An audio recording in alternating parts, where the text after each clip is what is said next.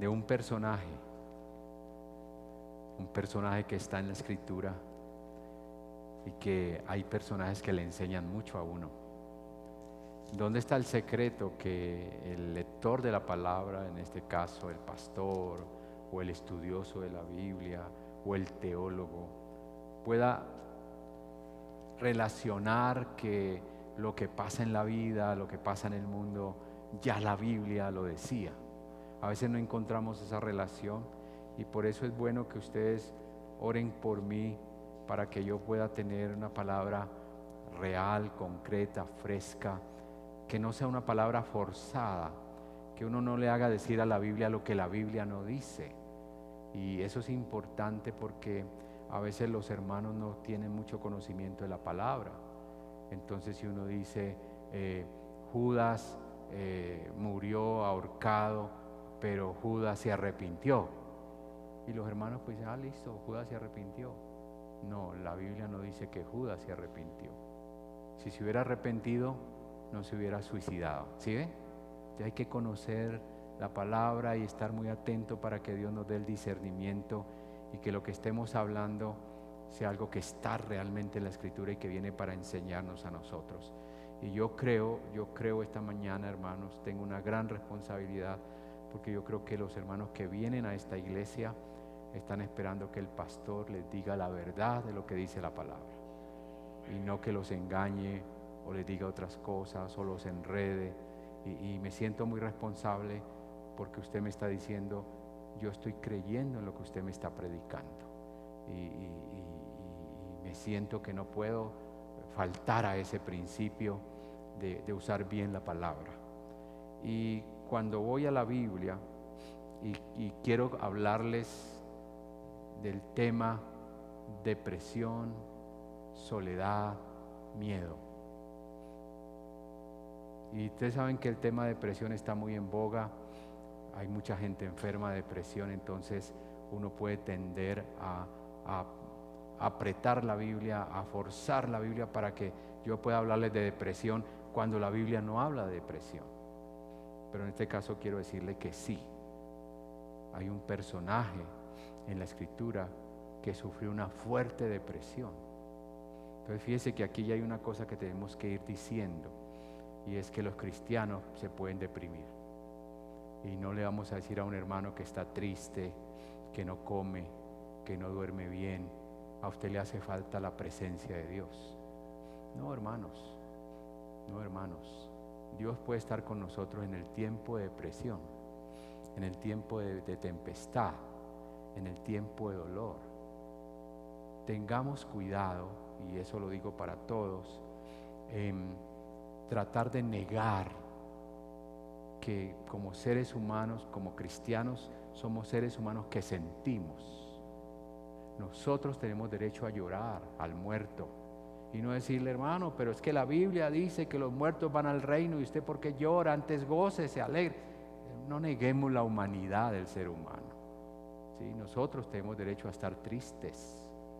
Jesús se entristeció y dice el texto que hasta la muerte. Nosotros tenemos derecho a llorar. La Biblia dice que Jesús lloró cuando fue a visitar a la hermana, a los hermanos de Lázaro. Jesús lloró. Gente en la Biblia se enfermó, y no podemos decir entonces que la enfermedad es del diablo, y quien se enferma entonces porque está lejos de Dios. Cuidado, hermano, decir el hermano tiene esta enfermedad porque Dios lo está castigando. Dios no estaba castigando a Job, y sin embargo Job estuvo gravemente enfermo.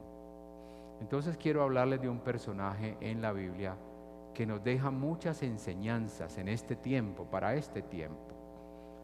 Debido a la experiencia del mundo de hoy, esta enfermedad contagiosa como el coronavirus nos está llevando a tener muchas situaciones parecidas a la de este personaje.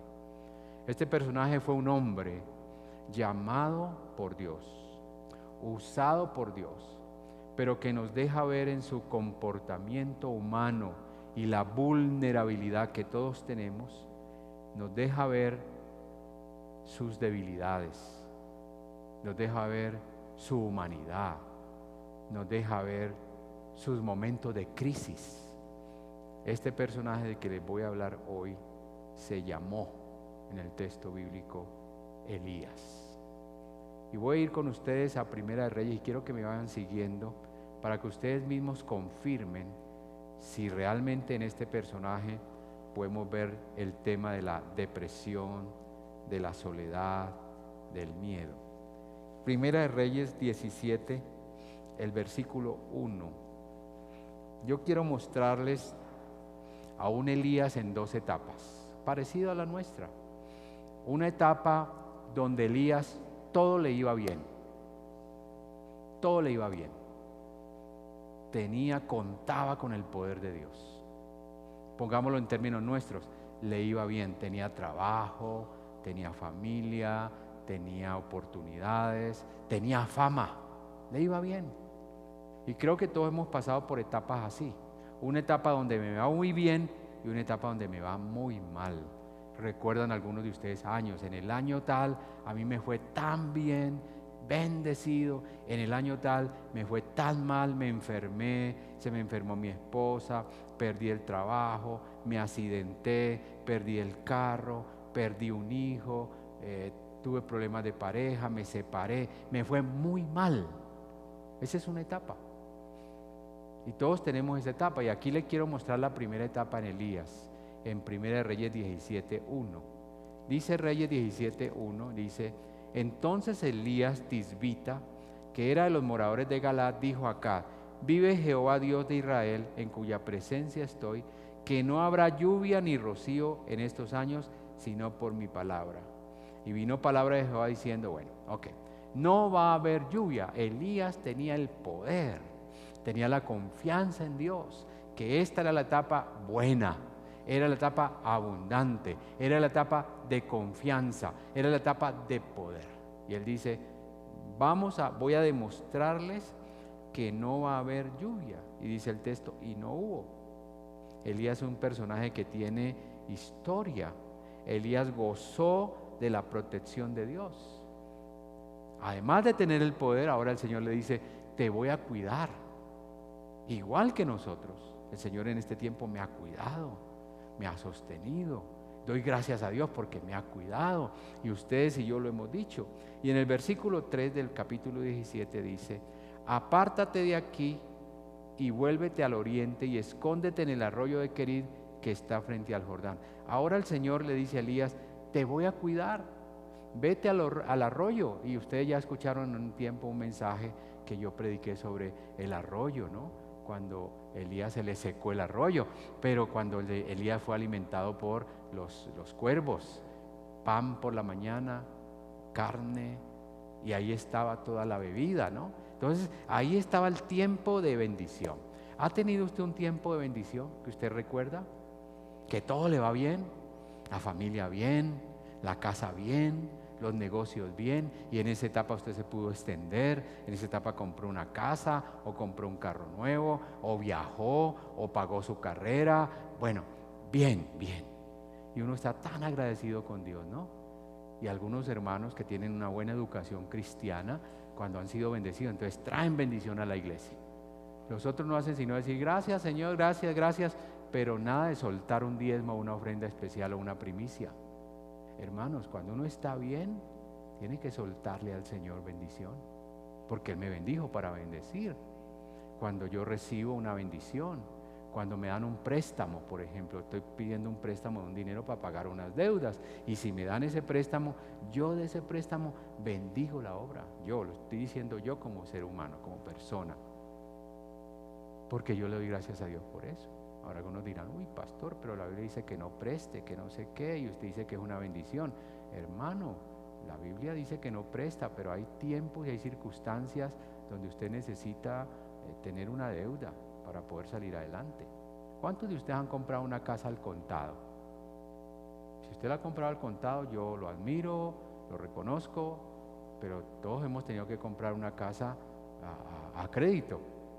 ¿Qué hacemos? Ese es nuestro modelo de vida, ¿cierto? Lo que la Biblia está diciendo es que no nos endeudemos más de la cuenta, y que nos encartemos y que después quedemos mal y viene el mal testimonio y viene un hermano a pararse ahí en la puerta a preguntar por el pastor para decirle que usted le debe y que no le ha pagado. Eso ya ese es el problema del préstamo, y la Biblia dice se vuelve un esclavo usted, ¿no? Entonces aquí Elías estaba siendo bendecido con el poder de Dios, porque no va a llover, no llovió. Bendecido ahora con el cuidado de Dios, te voy a dar pan, te va a enviar cuervos que te lleven alimentos y te vas a esconder en el arroyo del Querid. Luego encontramos a Elías en otro momento de su éxito. Estoy hablando de la etapa de lo bueno, de bien, que nos ha pasado también a nosotros. 17:9 dice: levántate, vete a Sarepta de Sidón, mora allí, y aquí yo he dado orden allí a una mujer viuda que te sustente. Segunda vez, como el arroyo de Querid se secó, como ya no venían los cuervos con alimento, ahora el Señor le dice: te voy a llevar a otro lugar, un buen lugar. Te voy a llevar al lugar de una viuda de Sarepta. Ella te va a dar alimento. Y claro, ustedes conocen la historia, en otro momento tendremos oportunidad de reflexionar bíblicamente, pero él llegó a esa viuda, la viuda no tenía alimento, estaba muy escasa, estaba muy sola, muy enferma, su hijo tenía un hijo, y todo lo que estaba logrando alcanzar en alimento era para él, para ella y su hijo. Y ella misma lo dice: y nos comemos esta harina, esta torta, y me muero, y nos morimos, y hasta ahí llegamos. Pero Elías le dice: dale primero al siervo. Y esta mujer le da al siervo, y él le dijo: y vas a ser bendecida. Ese es un ejemplo de generosidad, ¿no? Y le dio y fue bendecida. El alimento sobró, y además de eso Elías vino a ser bendición para ella, porque su hijo murió, y Elías vino y lo resucitó. Entonces mire usted cómo Dios sigue dándole poder, autoridad, fama, buen tiempo, buen mar, abundancia a Elías. Y luego lo encontramos hablando con Acab en Primera de Reyes 18, versículo 1. Primera de Reyes 18, 1. Dice: pasado muchos días vino palabra de Jehová a Elías en el tercer año, 3 años, diciendo: ve, muéstrate a Acab, y yo haré llover sobre la faz de la tierra. Entonces Elías decía: llueva, y llovía. Elías decía: no llueva, y no llovía. ¿Qué le parece esa relación de Elías con Dios? ¿Qué tal? Que usted diga: Señor, dame, y el Señor te da. Y usted le diga: Señor, no me des, y el Señor no te da. Esa es una cosa muy hermosa, ¿no? A veces yo he sentido, que lo que yo le pido a Dios, Él siempre me dice sí. Y me sorprendo. Yo comienzo a orarle por algo, 1 mes, 2 meses, 15 días, y a los 15 días veo que el Señor está dando la respuesta. A veces me ha dado respuestas de un día para otro. Y digo: Señor, usted me quiere mucho, usted me ama mucho, pero al mismo tiempo siento la responsabilidad de ser fiel, ¿no? De ser cada vez más cercano al Señor, cada vez más oración, más lectura bíblica, cada vez hacer las cosas más correctas, porque Dios me está tratando bien, porque Dios me está cuidando, porque Dios me está mimando. Entonces tengo que portarme mejor, tengo que ser más fiel al Señor. Y aquí Elías va y habla con Acab y dice que no va a llover, que va a llover, y llovió. Elías le pide a Acab que reúna a todos los profetas. En capítulo 18, estoy yendo muy rápido, ¿no? Estoy saltando, pero quiero que ustedes vean qué pasó con Elías en todo esto para demostrarles la otra parte. 18:1 dice, ya se lo leí, el 18:1, entonces 18:17 dice: cuando Acab vio a Elías, le dijo: ¿eres tú el que turbas a Israel? Y él respondió: yo no he turbado a Israel, sino tú a la casa de tu padre, dejando los mandamientos de Jehová y siguiendo a los Baales. Y viene el 19: envía pues ahora a congregarme a todo Israel en el monte Carmelo, y a los 450 profetas de Baal, y a los 450 profetas de Acera que comen en la mesa de Jezabel. Entonces Elías pide a Acab que congregue a los profetas, porque él va a hacer algo extraordinario tal vez, porque Él va a hacer algo milagroso. Versículo 20. Entonces Acab convocó a todos los hijos de Israel y reunió a los profetas en el monte Carmelo.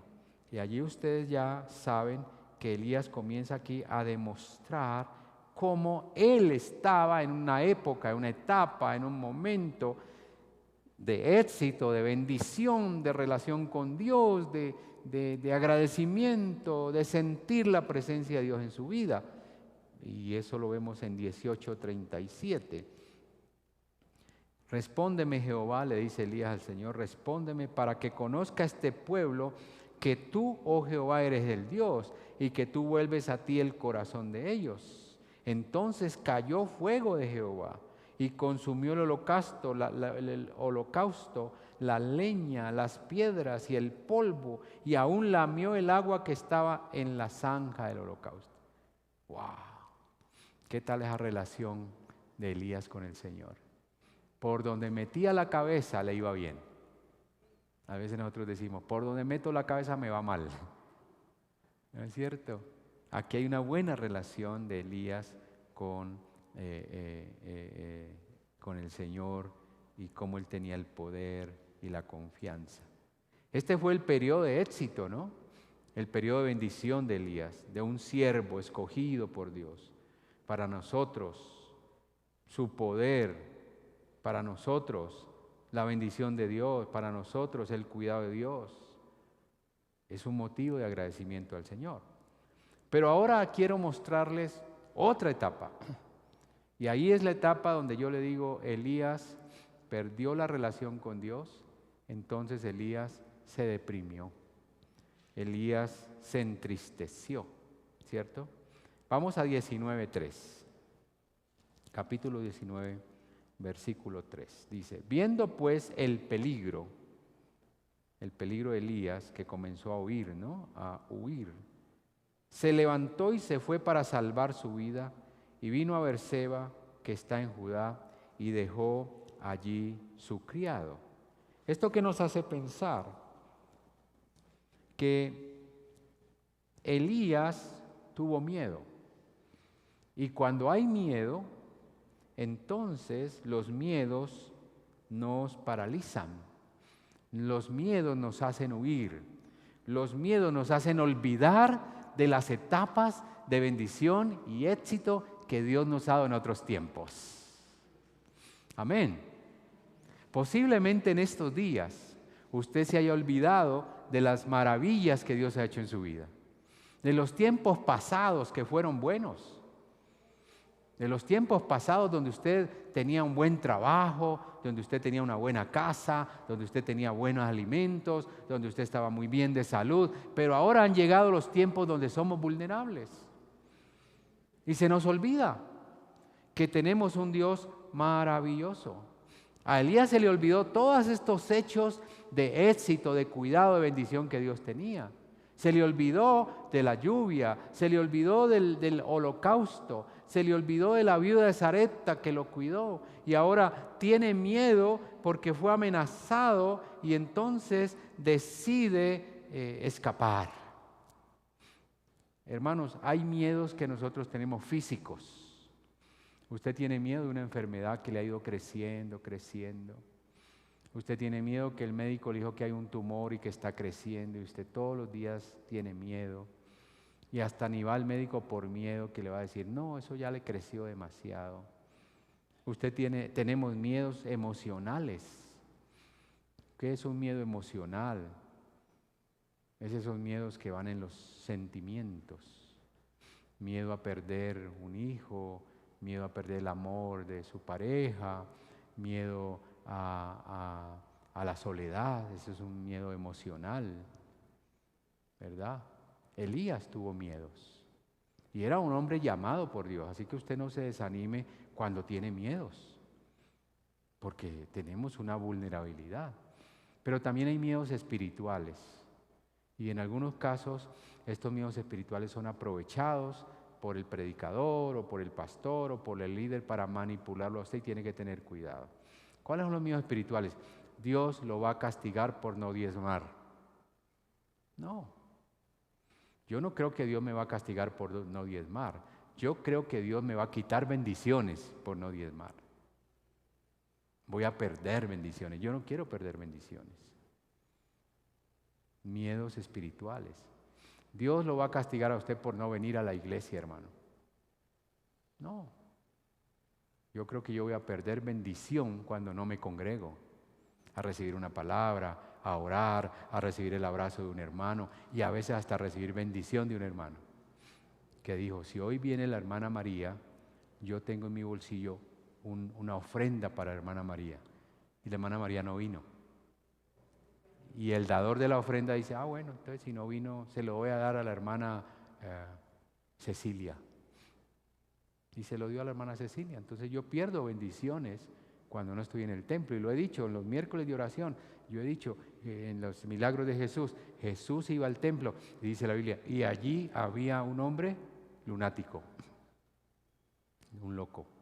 Y Jesús iba al templo, y allí encontró una mujer encorvada en el templo. Si esa mujer encorvada no hubiera estado en el templo, Jesús no la había sanado. Entonces yo sí creo en las bendiciones cuando uno se congrega. Entonces Elías aquí comenzó a escapar, comenzó a huir. Elías se aisló, se fue al desierto, dice el versículo 4 del 19, léalo conmigo. Y él se fue por el desierto a un día de camino y vino y se sentó debajo de un enebro deseando morirse. Dijo, basta ya, oh Jehová, quítame la vida, pues no soy yo mejor que mis padres.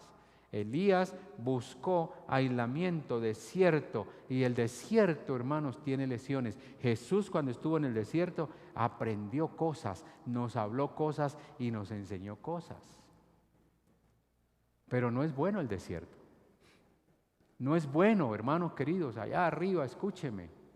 No es bueno cuando ustedes dejan de asistir a la iglesia porque tuvieron un problema.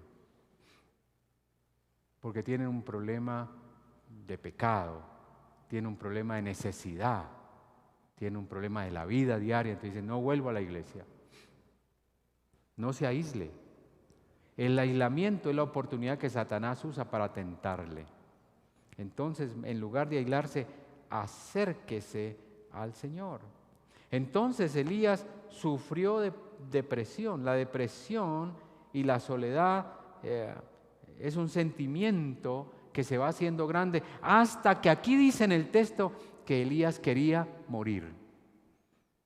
Y una de las cosas que produce la depresión, la soledad, el miedo, es el suicidio. Tal vez ustedes conocen gente que han decidido suicidarse. O tal vez usted ha sentido el deseo de morir, porque ha estado aislado, porque ha estado solo, porque cayó en el desierto. Los lugares que Elías escogió fue lugares para quedar solo, para aislarse, para no tener contacto con nadie. ¿Cuáles fueron los lugares? El versículo 4 dice aquí un enebro. Dice, y se sentó debajo de un enebro, un árbol, y ahí se quedó, dormido.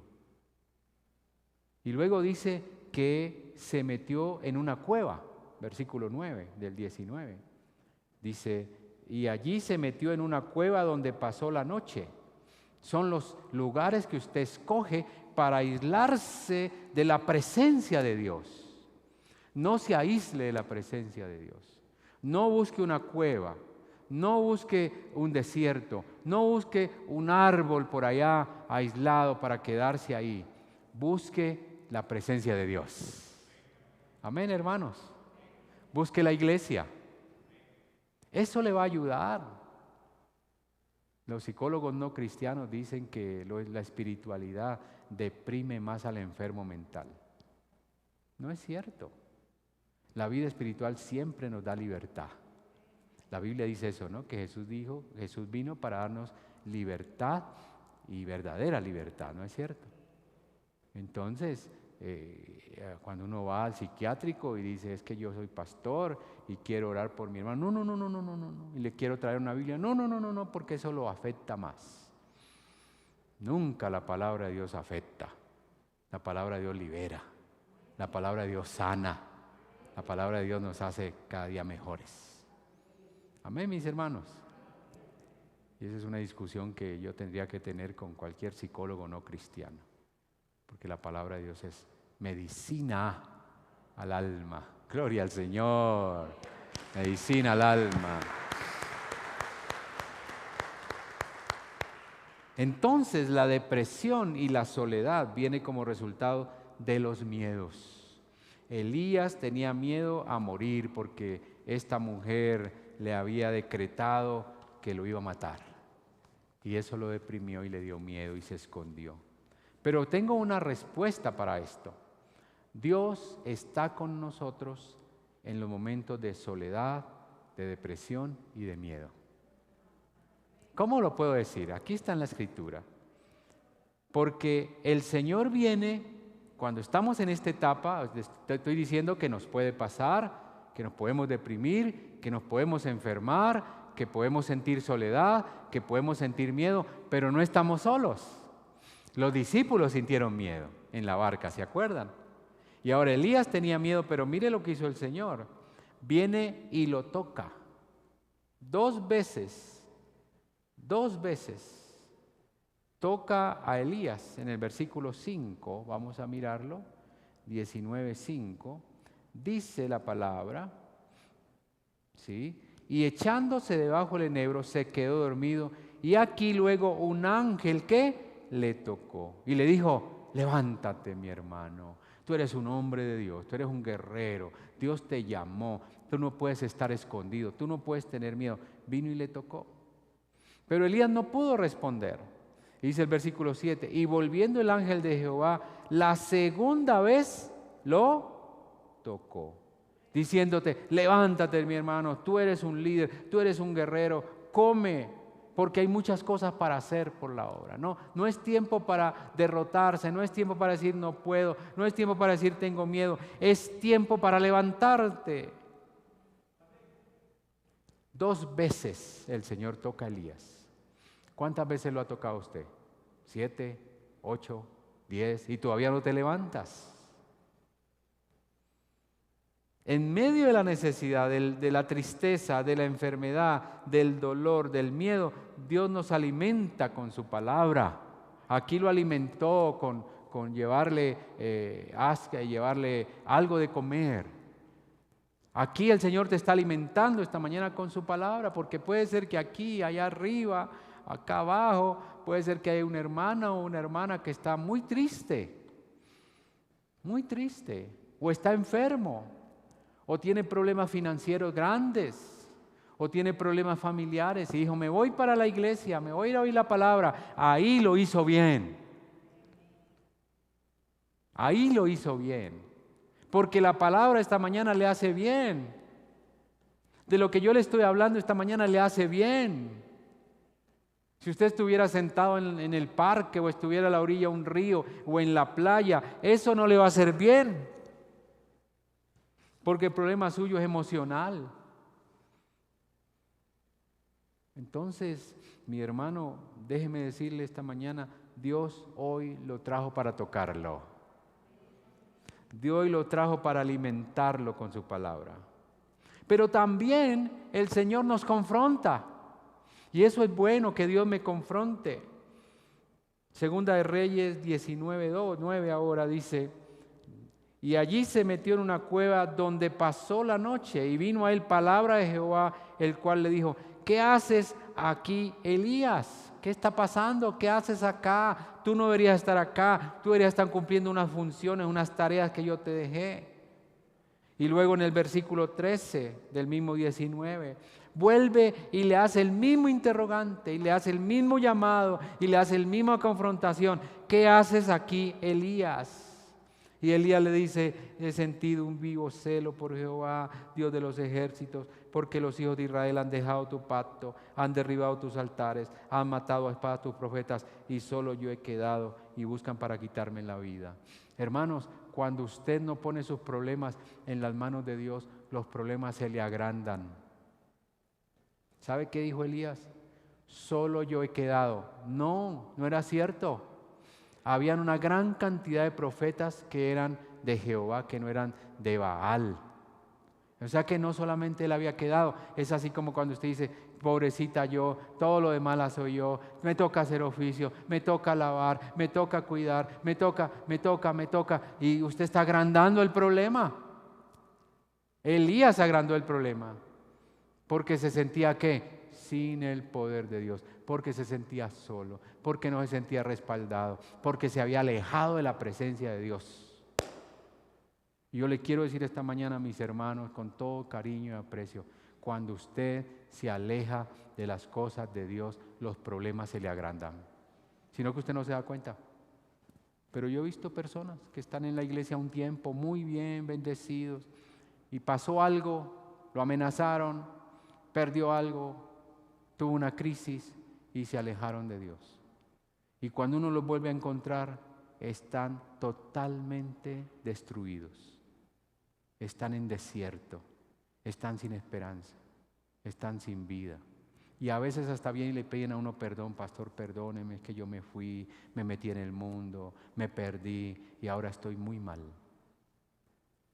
Hermanos, tomemos la lección hoy. No se aparte de Dios cuando las cosas no estén saliendo bien. Al contrario, agárrese a la única oportunidad que tiene de salvación, que es el Señor.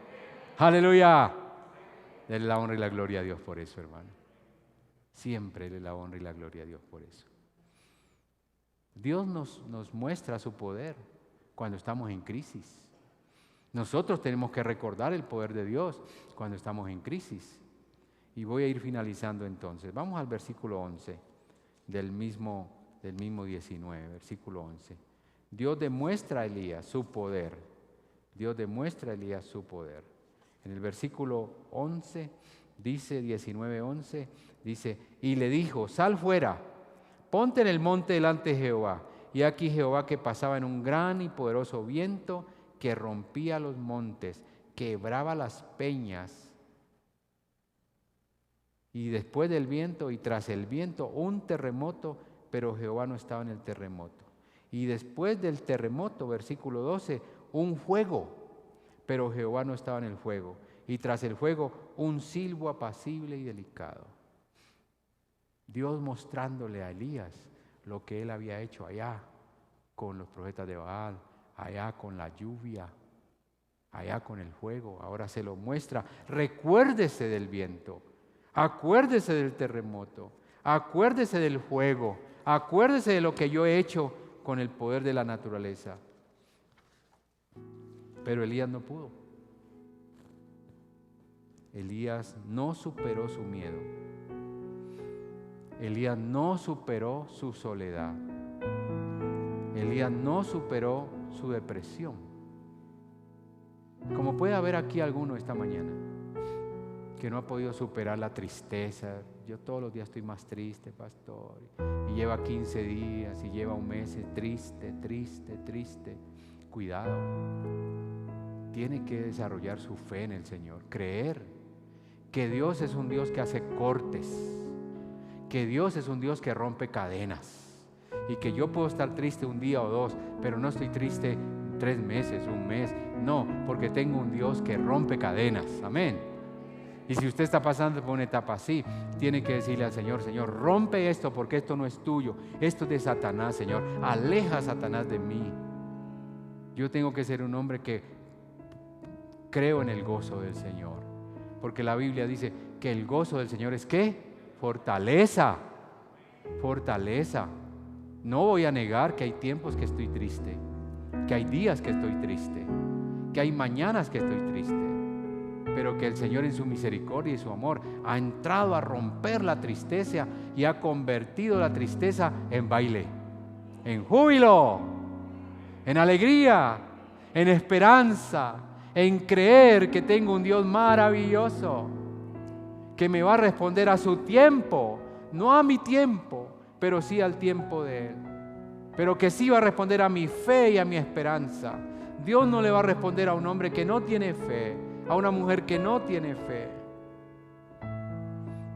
Versículo 16 dice, y le dijo 15, le dijo Jehová, ve, vuélvete por tu camino por el desierto de Damasco y llegarás y ungirás por rey de Siria a Hazael. Elías no superó, hermano. Entonces el Señor le dice, bueno, ya hice todo lo posible, te toqué 2 veces, te llevé viento, te llevé terremoto, te llevé fuego, te mostré mi poder, allá atrás te bendije cuando estabas con Acab, te bendije cuando estabas con los profetas de Baal, allá te di una mujer que te dio alimento, te llevé a un lago, a un río de Kerib, para que tú, a un arroyo, para que tú vieras mi poder.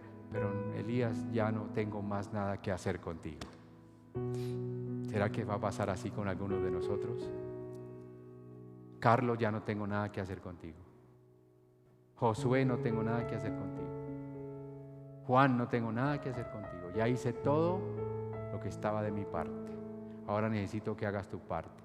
Y Elías no hizo su parte. Entonces le tocó ir a nombrar a otro en su lugar como profeta. Terrible, ¿verdad? Le ganó la depresión, le ganó la soledad, le ganó el miedo. Usted no deje, hermano, esta mañana que la depresión, la soledad, el miedo le gane. Amén. Amén, hermano. No se deje ganar, amén. Diga que usted es vencedor, que usted se sostiene en medio de las circunstancias. Aleluya. Lea Romanos 8, 37, 39 si usted está deprimido hoy o está triste. Romanos 8, 37 y 39. Antes, en todas estas cosas, ¿cuáles cosas? Las que me están pasando, las de salud, las de alimentación, la de economía, la de relaciones. Antes que en todas estas cosas somos más que vencedores por medio de aquel que me amó, por lo cual estoy seguro, tengo esa confianza de que ni la muerte, ni la vida, ni ángeles, ni principados, ni potestades, ni lo que me está pasando hoy, ni lo presente, ni lo que me va a pasar, ni lo alto, ni lo profundo, ni ninguna otra cosa creada nos podrá separar del amor de Dios que es en Cristo Jesús, Señor nuestro. Aleluya. Nada me va a pasar. Nada me va a derrotar. Ahora yo lo leo y lo digo aquí, pero a la tarde estoy triste. Entonces yo tengo que recordar la palabra, porque recordar la palabra me bendice. ¿Sí, mi hermano? Yo quiero finalizar dándole algunas recomendaciones si alguien está pasando por este tema de la soledad, de la depresión, del miedo. ¿Qué hacer para vencer la depresión, la soledad o el miedo? Número 1, voy a dar unas 5 o 6. Número 1, haga ejercicio físico. No se quede en cama deprimido, triste. Salga y camine. Camine. O si no, camina en la calle por alguna razón, en casa. Camine en la casa. El pedacito que tenga, ¿no? El pedacito que tenga. Yo por la misericordia de Dios tengo aquí un 5º piso. Y yo en las mañanas, aunque me da pereza, aunque a veces estoy triste, o me duele el cuerpo, yo me voy a caminar allá. Doy vueltas. Y mientras doy vueltas oro. Y cuando me bajo de hacer ejercicio estoy como nuevo. Estoy contento. Se me olvidaron las cosas. No sé qué es lo que Dios hace, pero Él lo hace. 1, haga ejercicio físico. 2, cuide la alimentación. Si usted está pasando por tiempos así, a veces la depresión le da a algunos por comer mucho o a otros por no comer. La ausencia de no comer, se le quita el apetito. Cuide la alimentación, coma frutas, evite las grasas que lo hacen más pesado. Tenga alimentación liviana, no coma mucho en la noche. Eso le va a ayudar a mejorar su estado de tristeza o depresión. Número 3, identifique qué fue lo que le trajo la depresión. ¿Qué le trajo la depresión a Elías? Para mí está claro, la amenaza de Jezabel. De ahí partió todo, ese fue el problema. Después vinieron otras cosas, pero el problema fundamental que le trae esa tristeza, ese desánimo, esa falta de fuerza, esa soledad, fue la amenaza de Jezabel.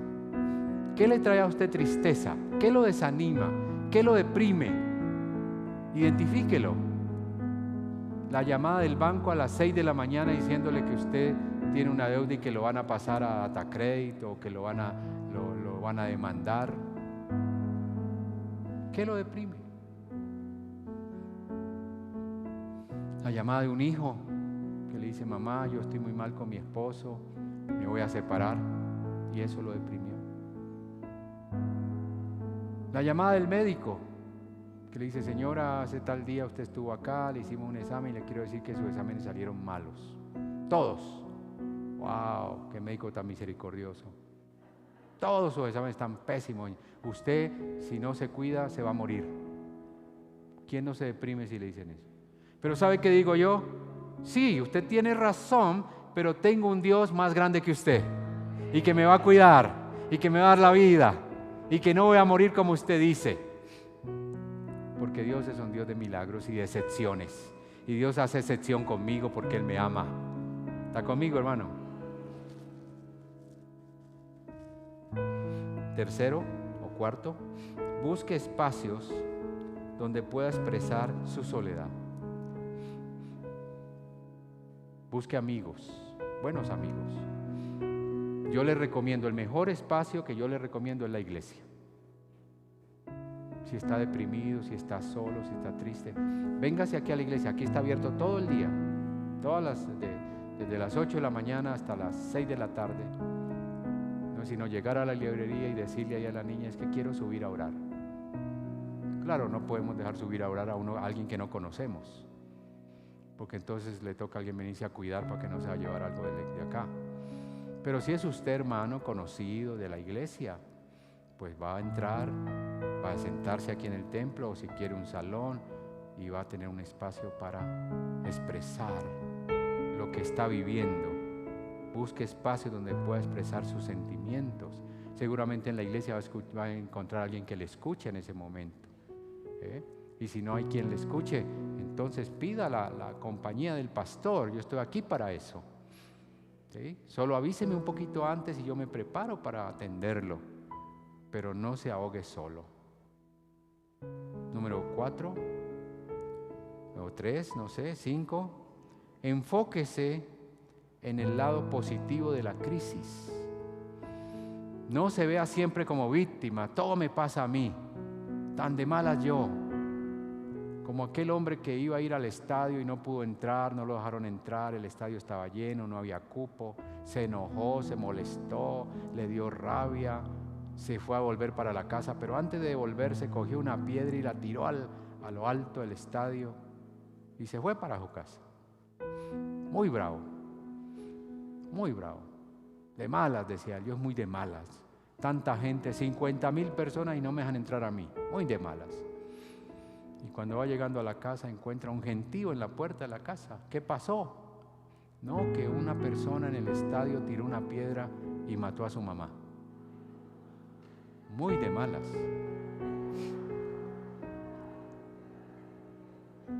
Eso es como para que no se me duerman, ¿no? De pronto usted se va a Piedro aquí en la iglesia y no sabe cómo se va a devolver al llegar a casa. Entonces, vea la crisis, vea lo de malas, si usted usa la palabra de malas, vea la dificultad como una oportunidad. Esta es una oportunidad para buscar al Señor, esta es una oportunidad para hablar más con Él, para leer más la Biblia, es una oportunidad para hablar con mi pastor o con mi líder de escuela dominical. Es una oportunidad lo que me está pasando. Mi enfermedad es una oportunidad para mejorar mi dieta. Mi enfermedad es una oportunidad para bajar de peso.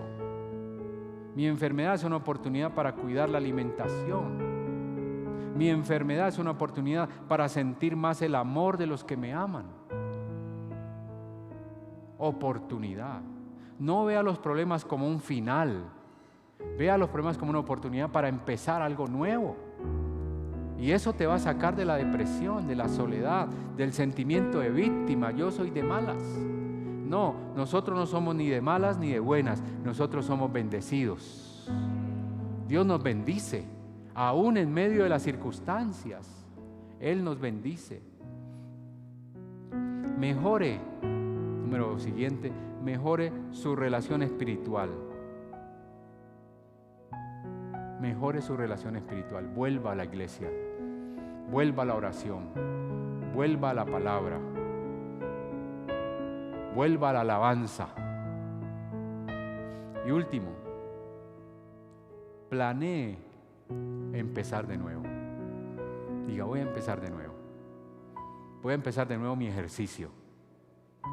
Voy a empezar de nuevo mi dieta. Voy a empezar de nuevo mi trabajo. Voy a volver a hacer mis tareas de manualidades. Voy a volver a pintar. Voy a volver a dibujar. Voy a volver a cantar. Voy a volver a estudiar. Planee nuevos proyectos. No se quede pensando en lo que ya perdió, en lo que pasó. Piense en lo que viene. Amén. ¿Se siente usted bendecido esta mañana con el mensaje? Yo quiero pedirle a alguien acá que siente que el mensaje le ayudó en su vida personal, que se ponga de pie. Yo quiero orar por usted. ¿Hay alguien que dice, a mí me ayudó? No tienen que ponerse todos de pie, porque hay tiempo donde Dios habla. La palabra es para cada quien, ¿no? Y si hoy el Señor te habló, pues yo quiero pedir que el Señor dé frutos de eso que se sembró. Amén. Padre, gracias por los hermanos que esta mañana están diciendo, a mí la palabra hoy me habló. A mí me bendijo, porque yo tiendo a ser una persona depresiva, porque yo tiendo a ser muy callado, porque yo tiendo, Señor, a dejarme gobernar por los problemas. A veces son pequeños, pero yo los veo muy grandes. Porque yo, Señor, soy débil en mi fe. Mi fe flaquea cuando las cosas no me salen bien.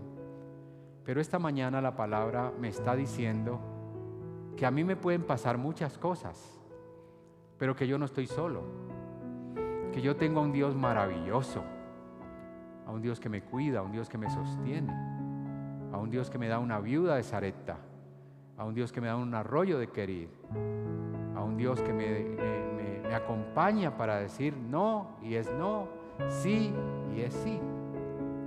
Yo esta mañana, Padre, te pido perdón, porque a veces me he ido y me he metido debajo de un enebro, porque me he metido en una cueva, porque me he aislado de tu palabra, porque he perdido la fe, porque el temor, el miedo me ha ganado.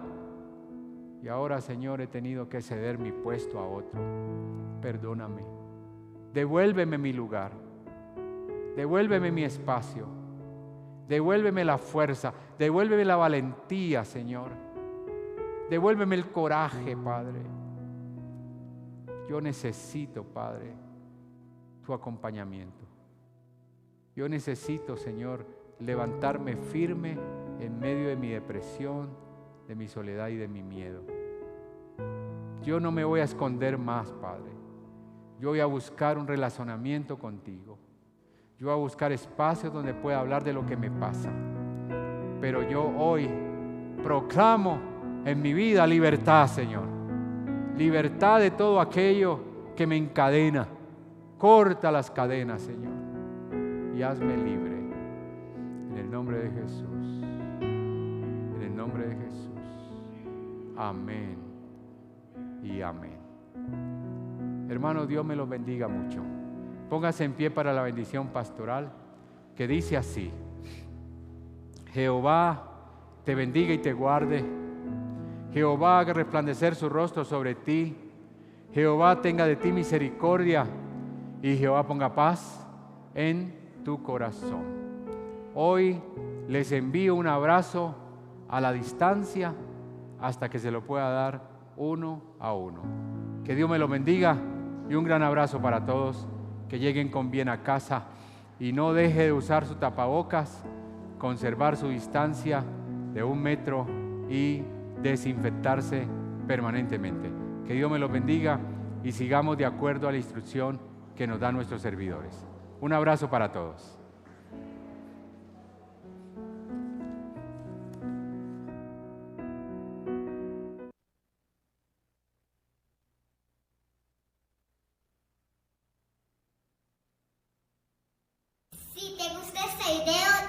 gusta. Suscríbete a nuestro canal de YouTube Iglesia Bautista Central de Bogotá y compártelo. Síguenos en nuestras redes sociales, Facebook e Instagram. y disfruta de todos nuestros beneficios.